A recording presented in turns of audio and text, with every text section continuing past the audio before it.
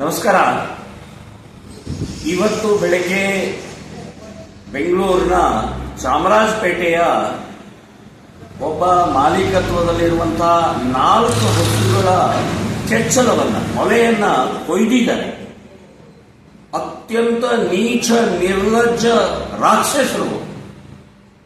ಇಸ್ಲಾಮಿಕ ಇವತ್ತು ಶಕ್ತಿಯ ಪ್ರದರ್ಶನ ಆಗ್ತಾ ಇದೆ, ದೌರ್ಜನ್ಯ ಆಗ್ತಾ ಇದೆ. ರಾಕ್ಷಸಿ ಮಾನಸಿಕತೆ ಹೇಗಿದೆ ಅಂತ ಅನ್ನೋದಕ್ಕೆ ಇದೊಂದು ಜ್ವಲಂತ ಉದಾಹರಣೆ. ಇದನ್ನ ಖಂಡಿಸ್ತಾ ಇದ್ದೀವಿ, ವಿರೋಧಿಸ್ತಾ ಇದ್ದೀವಿ. ಅಷ್ಟೇ ಅಲ್ಲ, ಜಮೀರ್ ಅಹ್ಮದ್ ನಿಮ್ಮ ಕ್ಷೇತ್ರದಲ್ಲಿ ಆಗಿದೆ. ನೀವು ಇದನ್ನು ಗಂಭೀರವಾಗಿ ತಗೊಳ್ಬೇಕು. ಹಸು ಹಿಂದೂಗಳಿಗೆ ಅತ್ಯಂತ ಪೂಜ್ಯ ಪ್ರಾಣಿ. ಅದು ನಾವು ಪೂಜಿಸ್ತೇವೆ. ಬರೇ ಪೂಜಾ ಪ್ರಾಣಿ ಅಂತನ್ನುವಂಥದ್ದು ನಮಸ್ಕಾರ ಮಾಡೋದು ಅಷ್ಟೇ ಅಲ್ಲ, ನಮಗೆ ಅನ್ನ ಹಾಕುತ್ತೆ, ಕೈ ಕೆಲಸ ಕೊಡುತ್ತೆ, ಆರ್ಥಿಕತೆ ಕೊಡುತ್ತೆ, ಔಷಧಿ ಕೊಡುತ್ತೆ, ಗೊಬ್ಬರ ಕೊಡುತ್ತೆ, ರೈತನ ಬೆನ್ನೆಲುಬು. ಅಂಥ ಹಸುವನ್ನ ಕ್ರೌರ್ಯವಾಗಿ ಇವತ್ತು ನೀವು ಮೊಲೆ ಕೊಯ್ದಂತಹ ನೀಚರನ್ನ ಬಂಧನ ಮಾಡಿ ಒತ್ತು ಒಳಗಡೆ ಹಾಕದೇ ಇದ್ರೆ ಶ್ರೀರಾಮ ಸೇನೆ ಸಂಘಟನೆ ಇಡೀ ರಾಜ್ಯಾದ್ಯಂತ ನಾವು ಪ್ರತಿಭಟನೆ ನಿಮ್ಮ ವಿರುದ್ಧ, ಜಮೀರ್ ವಿರುದ್ಧ ಮಾಡಬೇಕಾಗತ್ತೆ ಅಂತನ್ನುವಂತಹ ಎಚ್ಚರಿಕೆಯನ್ನು ಕೊಡ್ತಾ ಇದ್ದೀನಿ. ಈ ಕರ್ನಾಟಕದಲ್ಲಿ ಗೋ ಹತ್ಯಾ ನಿಷೇಧ ಕಾನೂನಿದೆ. ಕಾನೂನು ಇದ್ದಾಗಲೂ ಕೂಡ ಕಾಂಗ್ರೆಸ್ಸಿನ ತುಷ್ಟೀಕರಣ, ಮುಸ್ಲಿಂ ತುಷ್ಟೀಕರಣದ ಹಿನ್ನೆಲೆಯಲ್ಲಿ ನಿರಂತರ ಗೋ ಹತ್ಯೆ ಆಗ್ತಾ ಇದೆ, ನಿರಂತರ ಕಸಾಯಿ ಖಾನೆಗಳು ಹೋಗ್ತಾ ಇದ್ದಾವೆ. ಸೊ ಇವತ್ತು ಅದನ್ನೂ ತಡಿಬೇಕು. ಅಷ್ಟೇ ಅಲ್ಲ, ಇವತ್ತು ನಡೆದಂತಹ ಘಟನೆ ಭಯಾನಕವಾಗಿದೆ, ನೋಡಕ್ಕಾಗಲ್ಲ.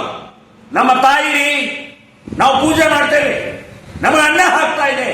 ಜಮೀರ್, ನಿನಗೆ ನಾಚಿಕೆ ಮಾನ ಮರ್ಯಾದೆ ಏನಾದರೂ ಇದ್ರೆ ಇಮ್ಮಿಡಿಯೇಟ್ ಅವರು ಯಾರ ರಾಕ್ಷಸರು ಮಾಡಿದ್ದಾರೆ ಅವರನ್ನು ಒದ್ದು ಒಳಗಡೆ ಹಾಕದೇ ಇದ್ರೆ ಹೋರಾಟಕ್ಕೆ ಸಿದ್ಧ ಆಗುವಂತ ಸವಾಲು ಆಗ್ತಾ ಇದೆ.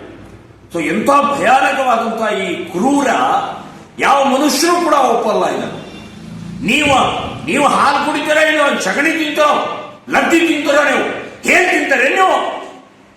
ಅಂತ ಆಕಳನ್ನ ಇವತ್ತು ಕೆಚ್ಚಲು ಕೊಯ್ದಿದ್ದು ನೋಡಿದರೆ ಯಾವ ಮನುಷ್ಯನೂ ಕೂಡ ಅದನ್ನು ನೋಡಿ ಸುಮ್ಮನಿರಕ್ಕಾಗುವುದಿಲ್ಲ. ನಾನು ಇದನ್ನು ಬಹಳ ಉಗ್ರವಾಗಿ ಖಂಡಿಸ್ತಾ ಇದ್ದೇನೆ. ಜಮೀರ್ ಅಹ್ಮದ್, ನಿಮ್ಮ ಒಳಗಡೆಗಿರುವಂತಹ ಬಾಂಗ್ಲಾದೇಶಿಗಳ ಮುಸ್ಲಿಮರ ಕುಕೃತ್ಯಕ್ಕೆ ಉತ್ತರ ನೀವೇ ಕೊಡಬೇಕು, ನೀವೇ ಶಿಕ್ಷಿಸಬೇಕು, ನೀವೇ ಒಳಗಡೆ ಹಾಕಬೇಕು. ನಿಮ್ಮ ಜವಾಬ್ದಾರಿ. ಮಿನಿಸ್ಟರ್ ಬೇರೆ ಆಗಿದ್ದಾರೆ ನೀವು.